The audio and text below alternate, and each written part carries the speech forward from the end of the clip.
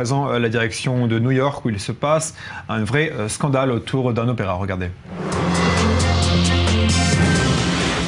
En 1985, des terroristes palestiniens ont pris en otage un bateau de croisière et au cours de cette crise, ils ont abattu Léon Klinghoffer, un juif américain de 69 ans en chaise roulante, et ils ont jeté son corps et ses chaises par-dessus bord.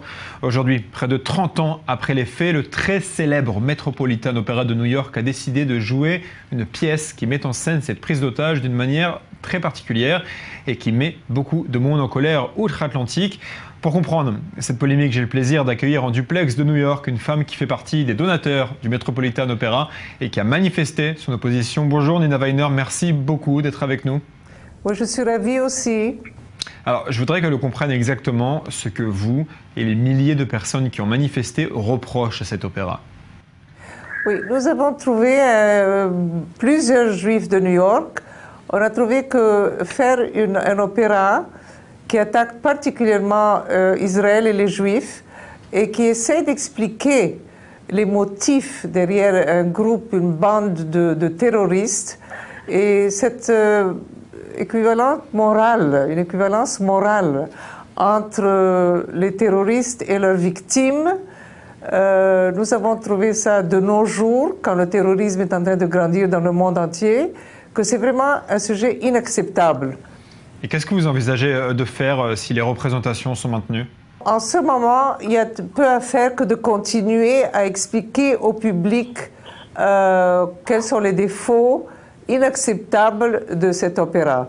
Et je suis assez convaincue, personnellement, que si on élargit le sujet, qu'il n'aurait jamais osé en ce moment montrer des groupes djihadistes faire un opéra, quand justement l'Amérique maintenant est bouleversée par le fait qu'ils ont égorgé 2 Américains, un opéra pareil est inacceptable. On a entendu, Nina Weiner, des donateurs juifs de l'opéra qui menacent de stopper leurs dons au Metropolitan. Est-ce que c'est vrai? Est-ce que vous l'envisagez? Oh, beaucoup de gens, including me, à un moment inclus.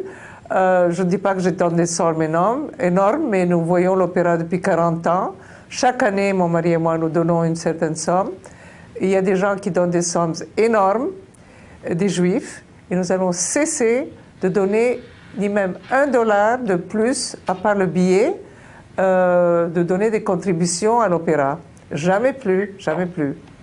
Vous savez, en France, il y a un homme qui s'appelle Dieudonné et dont le spectacle a été jugé antisémite par la justice. Il a été interdit.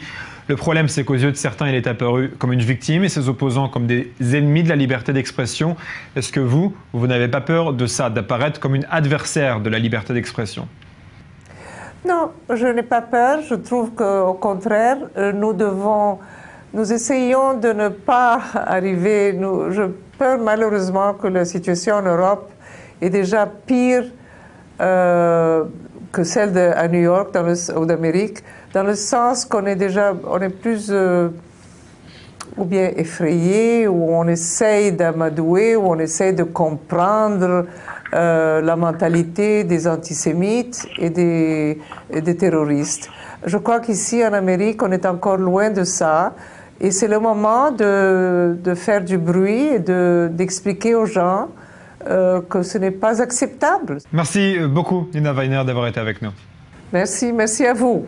Élie, ils ont raison, tous ces donateurs juifs, de s'opposer à une pièce de théâtre. Vous n'avez pas peur, vous, que ça crée l'effet inverse, le lobby juif, encore une fois, dans la conscience collective qui contrôlerait le monde des arts et des spectacles? Je n'ai pas vu l'opéra, mais j'ai lu le livret. Ce n'est pas la première fois que cet opéra est montré, cela a été déjà dans les années 90.